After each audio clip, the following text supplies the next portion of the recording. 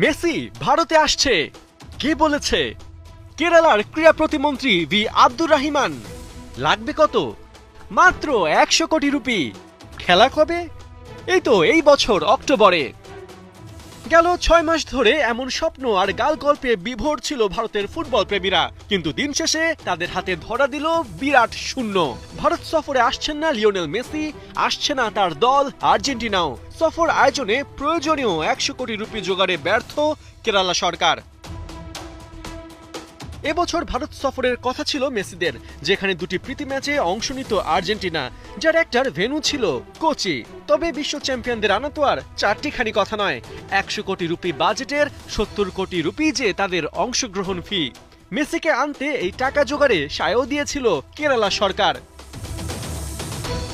কিন্তু বিধিবাম ভারতীয় গণমাধ্যম নিউ ইন্ডিয়ান এক্সপ্রেসের খবর, ডেডলাইনের ভেতর আয়োজকরা প্রতিশ্রুত অর্থ ব্যবস্থা করতে না পারায় আর্জেন্টিনা দল এখন বিকল্প দেশ খুঁজছে। আর্জেন্টাইন ক্রীড়া সাংবাদিক গ্যাস্টন এডুল জানিয়েছেন, আলবি সেলেস্তেরা চীনে 2টি এবং অ্যাঙ্গোলা ও কাতারে 1টি করে প্রীতি ম্যাচ খেলবে। যদিও এগুলোর তারিখ এখনো কনফার্মড হয়নি, তবে বোঝা যাচ্ছে আর্জেন্টিনা অক্টোবর ও নভেম্বরে ফিফা ফ্রেন্ডলি উইন্ডোর জন্য একদম বুকড। জানা গেছে, শুরুতে all Kerala gold and silver merchant অ্যাসোসিয়েশনের একটি অংশকে স্পন্সর করা হয়েছিল।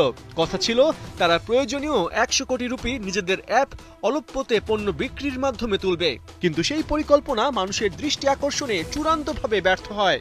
আর এরপরেই স্পন্সরের দায়িত্ব তুলে দেওয়া হয় রিপোর্টার টিভি চ্যানেলের স্বত্বাধিকারী রিপোর্টার ব্রডকাস্টিং কোম্পানি প্রাইভেট লিমিটেডের হাতে।